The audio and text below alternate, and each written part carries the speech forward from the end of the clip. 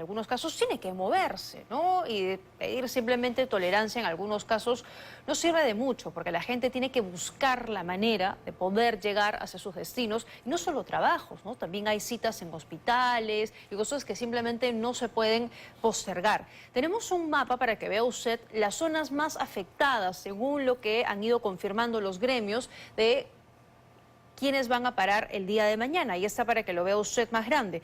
De acuerdo a la lista de empresas que pertenecen a la Coordinadora de Transporte, las rutas que conectan los distritos de Lima Norte, como Puente Piedra, Caraballo, Comas, Los Olivos y San Martín de Porres, resultarán más afectadas.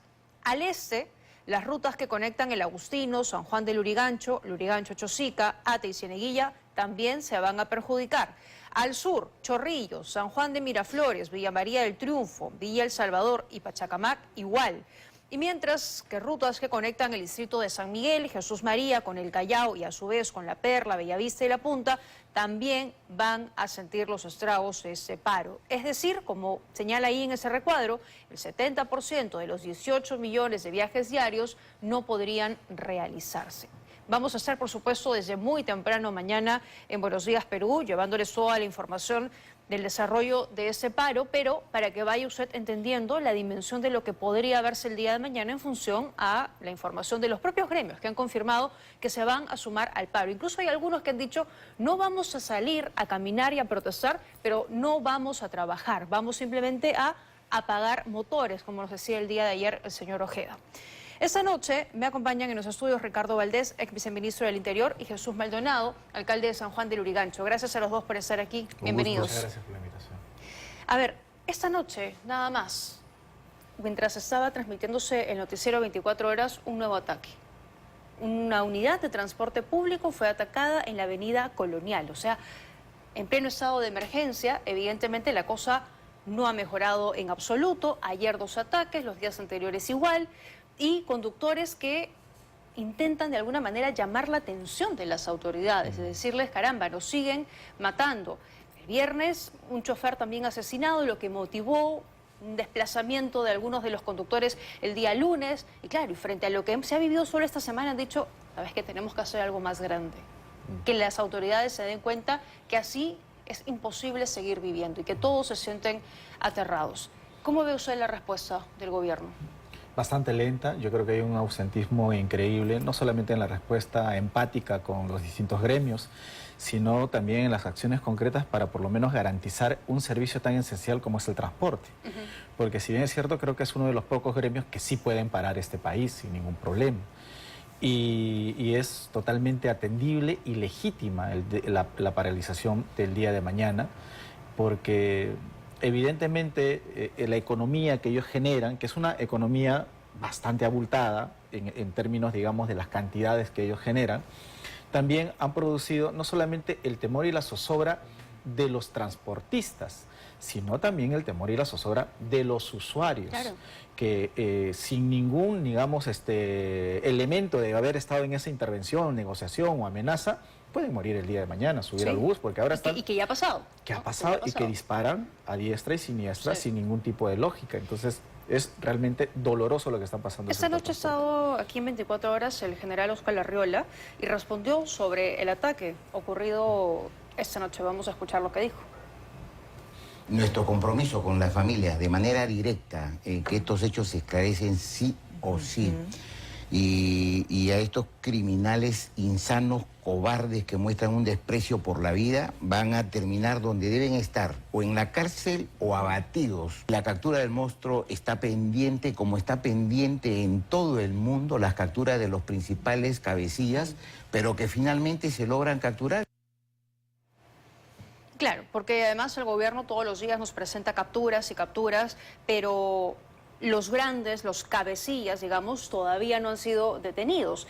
El día de ayer, el ataque ocurrido en la avenida Venezuela, en el distrito de San Miguel, terrible, ¿no? Además, estos sicarios se graban todo lo que hacen para luego seguir, además, exacto, a plena luz del día, para luego enviárselos también a otros conductores que sepan que si no pagan, les va a pasar lo mismo. Sí. ¿Qué piensa de lo que ha dicho el general Larriola y cómo está manejando la situación el gobierno? Hago un comentario de la luz del día porque esto trae a colación la propuesta del defensor del pueblo de restringir la circulación de cientos de miles de motos en Lima y en el Callao, que me parece también una propuesta inviable. Ya conversaremos sobre eso, imagino. Creo que a nivel de la propuesta del gobierno los veo sin norte. No veo un plan integral, un plan que signifique controlar el sicariato. Las balas son la parte final de una negociación que no concluyó bien para el delincuente. En el camino hay un montón de gente que está pagando cupos a todos estos senadores de gobierno, estos senadores de la cárcel, estos senadores de la calle. De acuerdo. Hay de todo, ¿no? Entonces, esta estrategia integral supone analizar las bases de datos que tiene la policía con inteligencia artificial, cosa que no están haciendo. Más de 50.000 denuncias, 23 y 24 y 22, 8.000 en el primer trimestre del año 25. Ahí hay una mina de oro de información que la policía no la está manejando. Creo que tienen que sentarse a la mesa con el sector financiero y los operadores de telefonía para ver qué se puede hacer con las cuentas donde se deposita y qué se hace con los números telefónicos donde proceden las llamadas. Eso también es parte de la otra pata de la mesa. Creo que en el extremo del control de la parte final, digamos, de la extorsión, que es el control de las motos, no hay que seguir propuestas, digamos, descabelladas como la del Defensor del Pueblo. Aquí el alcalde ha mostrado una propuesta así de corto plazo e inmediata. Y además porque solo lo que hemos visto en los últimos días demuestra que la mayor cantidad de sicariatos se cometen durante el día, Sí, no pero, en el horario que además propone claro, el defensor, ¿no? O sea, si ellos tienen a su favor, ¿por qué no funciona, por ejemplo, los estados de emergencia y el control territorial? Porque la extorsión no corre por la calle. O sea, como he dicho, un tanque no va a parar un WhatsApp.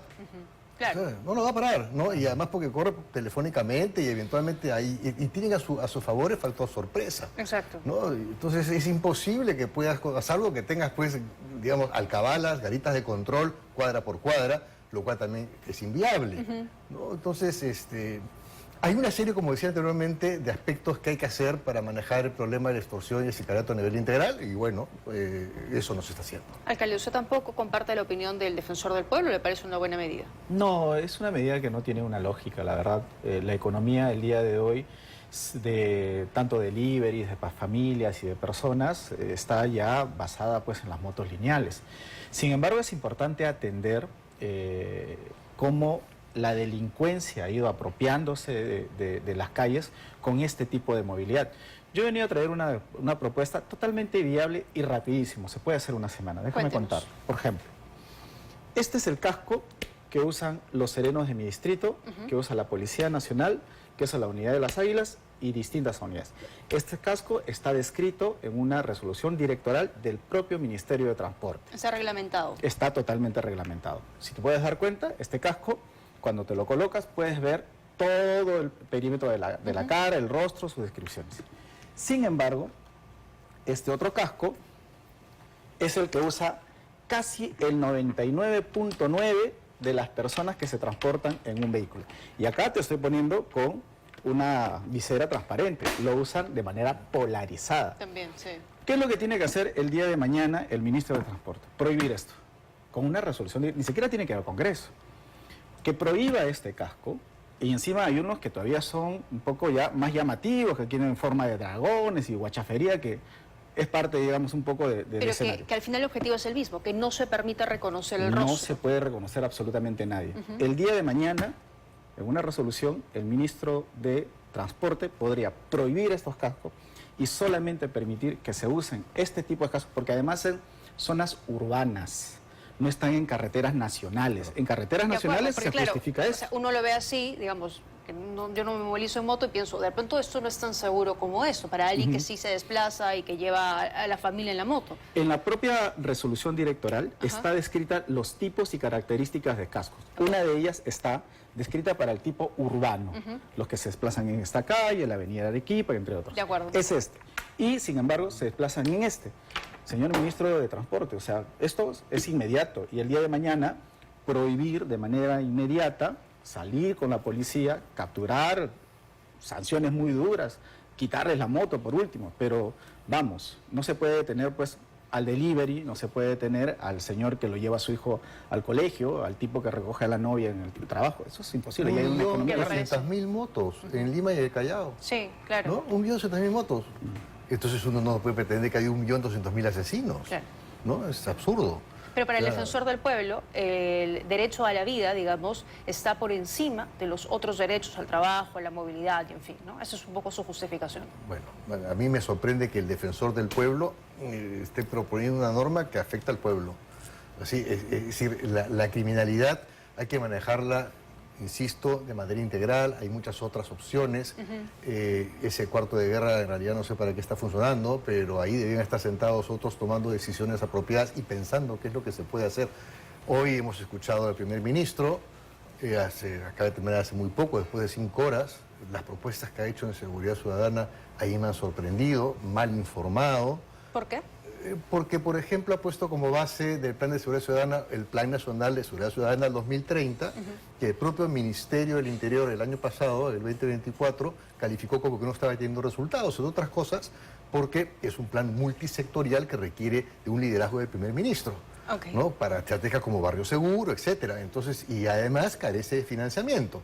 Inclusive los indicadores que han puesto, cuando los pusieron teníamos menor criminalidad que ahora, entonces la meta es inalcanzable y hay cosas, torpezas que no se ha preocupado en leer, pues se preocupó en leer, pero no en revisar, que por ejemplo afirmó que el Estado peruano ha dotado a la Policía Nacional de 370.000 vehículos nuevos.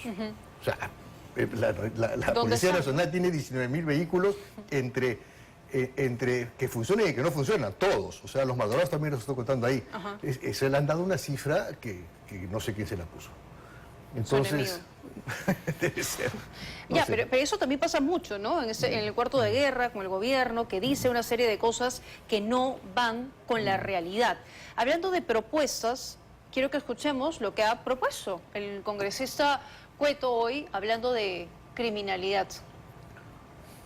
Y a nuestros amigos transportistas que lo están matando, pónganse láminas antibalas y en lugar de tener a toda nuestra policía y parados por las calles, dispongan en civil que haya uno en cada bus hasta donde alcance. El solo hecho de decirlo lo voy a pensar, y si están ahí y hacen uso de su arma bien utilizada, establezca estado de sitio. Ya cierre esto. No vale la pena mal emplear a la Fuerza Armada. Ya están empezando organizaciones a matar, a capturar a los sicarios, a matarlos. Y eso va a ser realmente la ley de la selva. Láminas antibalas y un policía en cada unidad de transporte público, los que alcancen, ¿no? Porque ya esa propuesta, varios efectivos de la policía han dicho, es imposible porque no tenemos tantos, no se puede aplicar lo que se aplicó en su momento en la época del terrorismo, congresista Cueto. ¿Qué piensan de eso? Yo hace poco hice una cotización para poder blindar mi vehículo porque yo he tenido 2 atentados. Y la cotización que me llegó era entre $12.000 y $15.000 solamente para un vehículo. ¿Qué persona puede tener eso en la billetera? Un pobre transportista que a las justas puede pagar la medicina de casa y los servicios básicos. Creo que hay una realidad paralela en donde muchos congresistas creen que el Perú se está transitando. Y es lamentable escuchar ese tipo de declaraciones. Además, el congresista Cueto no se entera que muchos sicarios suben como pasajeros también a las unidades. O sea, ¿y qué quiere? ¿Que todos estén cerrados? Vivimos en un mundo en el que hay aire acondicionado y que la gente puede vivir tranquila. O sea, es una propuesta que no tiene ni pies ni cabeza. 18 millones de viajes, ¿no? Es lo que 18 justamente, millones de ¿no? viajes, Al día, ¿no? al día. Bueno, entonces, ¿cuántos policías necesitamos para proteger la cantidad de vehículos que hacen esos millones de viajes durante todo el día, las 24 horas? Es imposible. O sea, ahí dice hasta donde alcance, y no alcanza.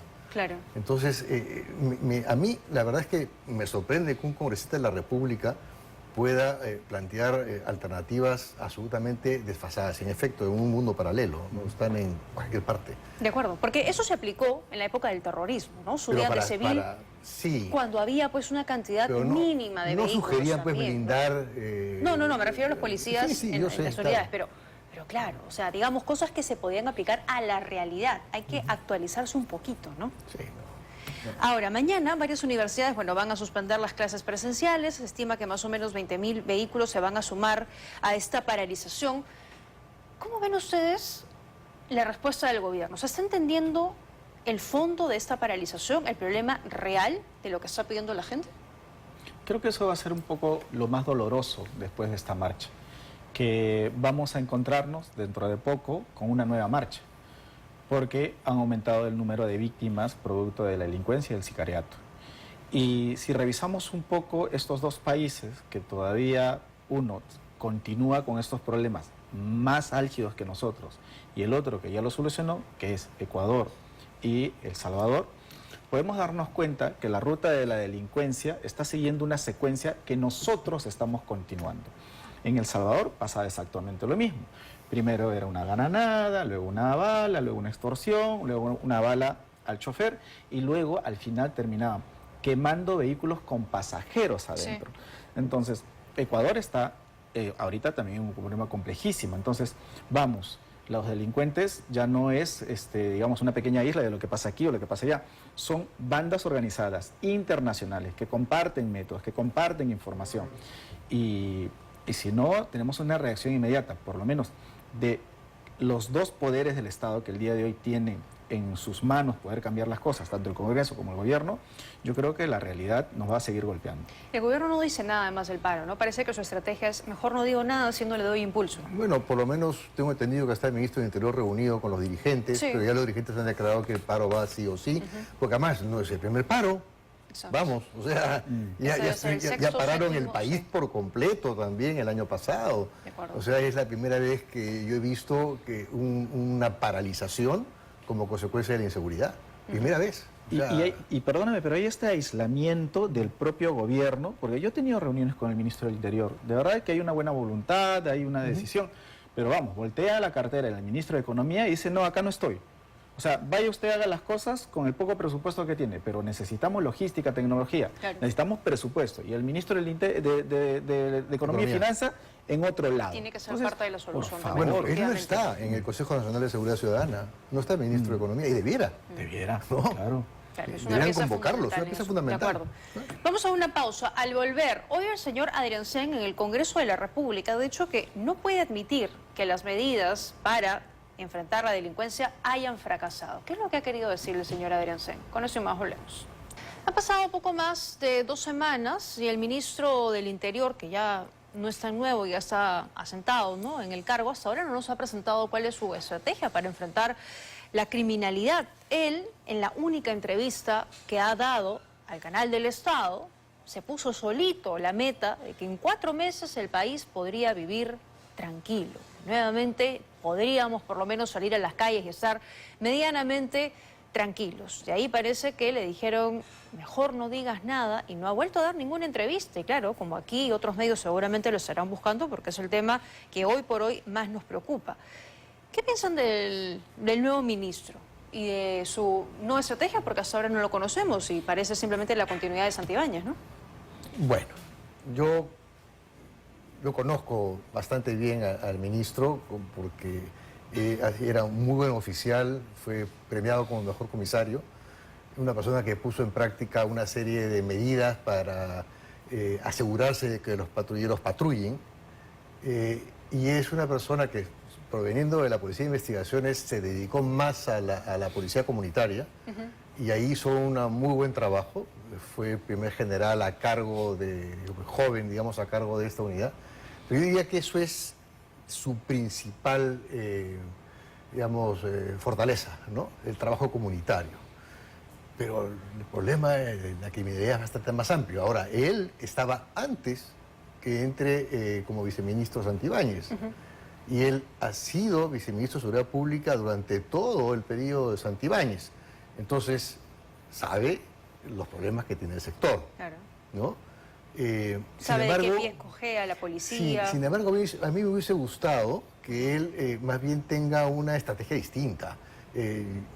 Yo le hubiese recomendado que lo primero que tenía que hacer era llamar a la fiscal de la Nación y a la jefa del Poder Judicial, a la jueza a cargo de la jueza suprema, y cambiar, ¿no? Porque lo que caracterizó el periodo de Santibáñez fue una fricción permanente. Entonces, él ha tenido que marcar distancia, porque en estos momentos lo que se requiere precisamente es tender puentes, conciliar y ver de qué manera se puede trabajar juntos y buscar una estrategia común. De acuerdo. ¿No? Y sin embargo, me sorprende, creo que está, lo siento como medio paralizado, en efecto dio esta conferencia y no ha vuelto a aparecer. Ajá. En su entusiasmo quizás planteó 3 o 4 meses, pero bueno, es decir, tampoco está teniendo reacciones de acercar a los operadores de justicia, a las cabezas de los operadores de justicia, a buscar soluciones. Y me parece que en ese sentido está equivocado al seguir la línea de la Presidenta de la República. Es cierto que hay un cambio notable entre lo que hacía Santibáñez, prácticamente salir todos los días a los medios de comunicación a enfrentarse con el mundo entero, pero claro, ya el señor Díaz Zulueta se ha ido al otro extremo, ¿no? Al punto de no hablar. Exacto, y recién lo hemos visto esta madrugada y la madrugada del día anterior en esos operativos Amanecer Seguros, que ha salido además acompañado del ministro de Justicia, el señor Arana, que no entiendo mucho qué es lo que tiene que hacer ahí, pero él lo ha estado acompañando y sin mucho resultado, porque no ha podido presentar, digamos, algo. No es un ministro mudo, incluso en el cuarto de guerra, tampoco es que le pasen el prompter para que lo lea un ratito, o sea, tampoco está, digamos, no se nota la autoridad que esperaríamos, digamos, debería tener hoy el ministro del Interior, ¿no? Mira, yo sí veo un cambio de estilo, evidentemente, con el ministro anterior. Sin embargo, creo que hay una tarea pendiente que le va a ser bastante difícil a este ministro y que he visto casi imposibilitado a los anteriores. Quizá por la continuidad, pero es la reforma de la Policía Nacional, que es una tarea pendiente ya desde hace buen tiempo. Entendemos que la Policía Nacional el día de hoy tiene muchas carencias, muchas dolencias y ha sido atrapada en muchas de sus unidades por la corrupción. Reformar la Policía Nacional creo que debería ser una tarea de una política de gobierno y es más, una política de Estado que independientemente del ministro que ingrese, tiene que darle continuidad, porque es lamentable ver cómo nuestra policía, que es buena, que es honesta, que es honrada y trabajadora, termina, digamos, involucrada en actos que quizá lo único que hagan es continuar su supervivencia. Hay un falso espíritu en la Policía Nacional. Y también hay, obviamente, una policía que quiere limpiar, digamos, la institución. Eso creo que ha sido una de las tareas que no se ha hecho bastante. Y lo segundo, que es exactamente lo que se mencionó hace un momento, que es la articulación con el resto de instituciones que tienen que ver con la administración de justicia con nuestro país. Y ahí creo que la relación debería ser más amable, pero siento que no va a haber este acercamiento porque depende mucho de la presidenta Dina Boluarte, de sus voluntades y de sus gustos. Entonces la presidenta no va a ver con buen gusto el que vaya y se acerque al Ministerio del Interior, porque ahí tiene cosas, digamos, entrampadas, y lo mismo con el Poder Judicial. Entonces es complejo. Que ella misma sigue criticando. Y lo otro es que el propio gobierno tiene pequeños feudos, ¿no? Entonces ahí tengo al ministro de Economía y Finanzas, que es un feudo totalmente aparte, que el ministro de Defensa no quiere estar en las reuniones junto con el ministro del Interior. Entonces ahí el problema, ¿quién es? Presidenta Dina Boluarte, que no tiene la capacidad de articular entre sus propias carteras y ejercer un liderazgo ahí. Y Premier, ¿no? Y el primer ministro, efectivamente, ¿no? Que es el que en principio es el jefe de gabinete. O tal vez es un fantasma, como le ha dicho Tarola. Vamos a escuchar lo que ha dicho hoy el señor Adrián Sen. Ya ha criticado... Es un fantasma que habla mucho en todo caso. Es un fantasma que habla mucho. Que ya ha criticado usted algunas inexactitudes que ha tenido el señor Adrián Sen en el discurso de más de 5 horas, y era el estilo Dina Boluarte en 28 de julio, que ha dado hoy en el Congreso. Y lo que dice es: no podemos admitir que las medidas para enfrentar la delincuencia hayan fracasado. Escuchen. No podemos admitir que las medidas que adoptamos con anterioridad para la lucha contra el crimen organizado y la delincuencia urbana hayan fracasado. Se trata más bien, en nuestro entender, de un proceso integral, un proceso multisectorial e intergubernamental, y el desarrollo y éxito de dichas medidas se viene observando progresivamente. Claro, él no dice que las medidas han fracasado, dice que no puede admitir, ¿no?, que hayan caído en un fracaso, y que las medidas se están observando, el éxito de esas medidas se están observando progresivamente. ¿Ustedes lo ven? ¿Lo notan? Progresivamente lo que he visto es un deterioro de la seguridad. Entonces, ahí están las cifras, ahí está. Si no estaríamos yendo a un paro mañana Ya. de transporte si es que esto hubiese funcionado, ¿no? Entonces, bueno, no sé qué lectura tendrá.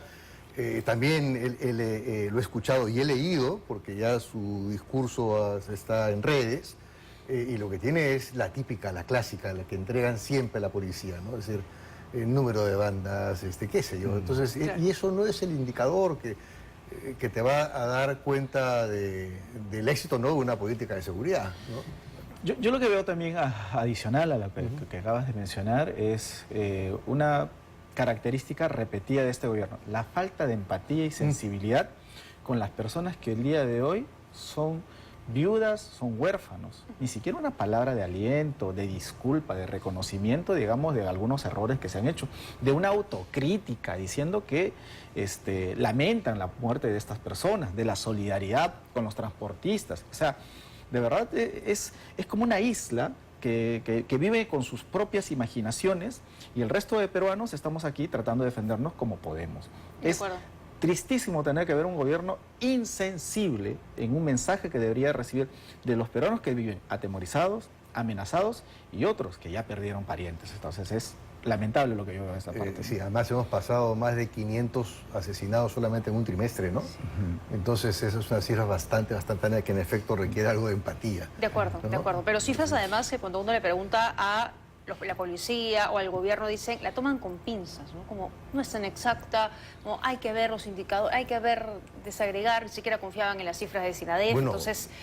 Cuando caramba. desagregamos las cifras que dio la presidenta en el cuarto de guerra, para echarle la culpa al Ministerio Público de las 43.000 detenidos en flagrancia soltados por el Claro. Ministerio Público, resultó que las cifras eran ínfimas, o sea, todo era detenidos en estado de ebriedad, alimentos... De acuerdo, gente que no es decir, pagaba pensión de alimentos, cosas menores. Y que no basta purgar cárcel, salvo que haya sido pues, un accidente de tránsito en estado de ebriedad con muertos. Pero De acuerdo. lo demás no va a ser cárcel. Entonces, obviamente, el fiscal tiene que decirle, sigue usted su camino. Claro. ¿No? O sea, chau brevete y las cosas que de rigor, corresponden. pero no a la cárcel. Claro, pero cuando ¿no? uno escucha más de 43.000 Ya. detenidos, y dice, oye, pero la cárcel la han aumentado tanto, Claro, y ¿dónde resulta está? que cuando uno empieza a ver cuántos sicarios han sido detenidos en todo el país, ¿no? En todo el país, en 3 meses, 13.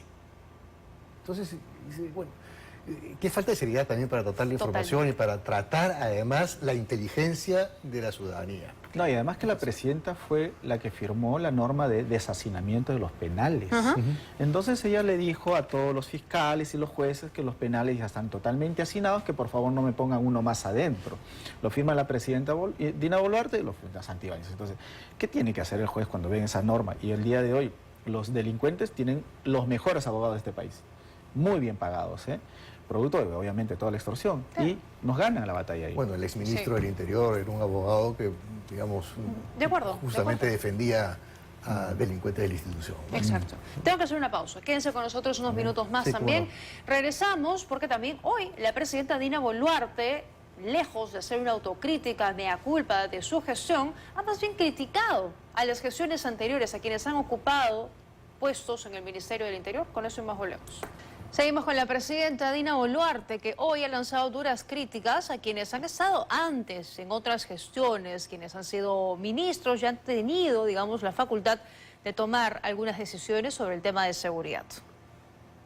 Y no nos quejamos porque durante años los presidentes de turno y los ministros del Interior, muchos de ellos que ahora salen y critican, en su momento no hicieron nada por frenar la delincuencia, pese a que tenían la información y la oportunidad para actuar.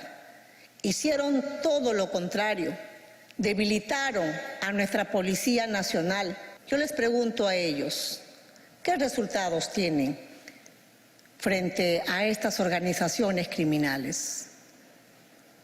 Hablar desde afuera es bien fácil, y cuando estuvieron dentro, ¿qué hicieron? Estas mafias no nacieron de la noche a la mañana. ¿Qué le respondería la presidenta, señor Valdés? Que ella tiene 3 años en el gobierno, tiempo más que suficiente, y yo creo que todos hemos podido apreciar que teníamos un país distinto en el 2020 al país que tenemos ahora, en el 2025, y que buena parte de ese proceso de deterioro ha sido ella como vicepresidenta de la República y luego ahora como presidenta. No le respondería nada más. No se merece otra respuesta. Ella debe ser la única persona segura en este país, ¿no? En su cuarto de guerra, blindada, con sus ministros, su gente y todo. Hoy además, no sé si se enteró, pero en un concierto de chicos en la Puerta de San Marcos los han estado extorsionando. Sí, O sea, a chicos les estaban cobrando por seguridad, que estaban ahí acampando, o sea... Pero si están hasta cobrando por vivir en tu casa. Sí, Dios mío. Ya, O sea, es decir, y la presidenta, lejos de lo que usted decía en el bloque anterior, son incapaces de ver un poco lo que ellos están haciendo ahora, ¿no? O sea, no es un gobierno que acaba de entrar pues este año y que recién está sentándose y vamos a ver qué pasa. O sea, ya tienen tiempo, ya conocen. Además, los pecados del otro no te convierten en santo. También, claro. Partamos de eso, ¿no? Ella es el día de hoy la mandataria de este país, tiene a las Fuerzas Armadas, tiene a la Policía Nacional, tiene al Ministro de Economía. ¿Puede solucionar cosas? Por supuesto que puede solucionar cosas. O sea, esta cosa tan sencilla que yo hablo de un caso como una alternativa sencillísima para identificar el rostro de las personas, ¿por qué no se les ocurrió? ¿En qué lógica andan? Yo creo que el problema que le pasa a la presidenta es que no está en la lógica del país. El país hoy necesita dos cosas importantes: seguridad y economía. Créeme que esas dos cosas son suficientes para un peruano para hacerse solo. Pero el día de hoy no tenemos ni seguridad ni economía. De acuerdo. Porque, vamos, este país está sustentado casi el 70% en la informalidad, ¿no? Si mañana se quiebran los bancos, no pasa nada. Este país continúa y continúa. Entonces, están completamente desenganchados de la realidad, no tienen una alternativa viable para los peruanos, y creo que incluso sus problemas judiciales, que el día de hoy les preocupa más que los problemas de los peruanos. Y es por eso con la bronca que tiene el ministerio. Yo debo agregar que esos problemas judiciales que tiene la señora Presidenta de la República son las que está impidiéndole justamente gestionar el país para llevarlo a un camino más seguro. Porque para poder lidiar con sus problemas judiciales no ha encontrado mejor forma que desarmar la DIVIAC, que eliminar a sus mejores investigadores, que pelearse con el Ministerio Público, que buscar alianzas en otros sectores del legislativo para que realmente la puedan apoyar en esa lucha.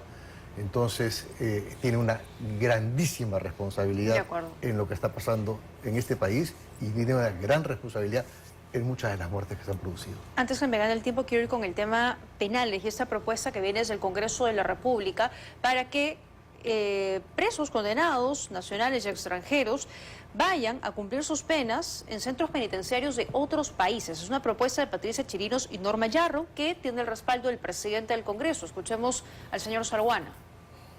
Me parece importante esa sugerencia. Uno, que el Perú tiene los penales totalmente hacinados y no tenemos penales en construcción ni en planes de construirse. Y con este incremento de la criminalidad, el Poder Judicial va a dictar detención. ¿A dónde van a ir? Quizás sea momento de revisar, de evaluar la posibilidad de enviar a los básicamente extranjeros a penales como el de El Salvador, como lo está haciendo Estados Unidos, porque tiene su costo, tiene sus temas de derechos individuales que hay que evaluar con mucho detenimiento. Tan incapaz es el gobierno de construir una cárcel que prefiere, con lo que la logística y los costos que demanda trasladar a reos a otras cárceles de la región, del mundo, lo que fuera, lejos de construir una cárcel aquí. O sea, ¿eso no se puede? Ya es el nivel, creo que, más evidente de incapacidad. Vayan a conversar con el alcalde de Ancón, que le ha ofrecido al ministro del Interior terrenos enormes donde pueden construir penales sin ningún problema y que están totalmente aislados de la ciudad. Yo tengo 2 penales en San Juan de Lurigancho, 2 penales, que prácticamente terminan siendo centros de extorsión. ¿Y por qué no sacan normas para que de manera más eficiente, saltando algunos reglamentos que hace OCE, porque la verdad que también la burocracia ahí es demasiada, compleja, para 3 cosas fundamentales: justicia, que tiene que ver con los penales; salud, que tiene que ver con los cientos de hospitales que están abandonados; y educación, para todos los colegios que están cayendo. Saquen normas especiales para construir de manera mucho más rápida y más ágil. Ahí está la plata, solamente que no lo pueden hacer. ¿Y la vía panamericana no se construyó tan rápido?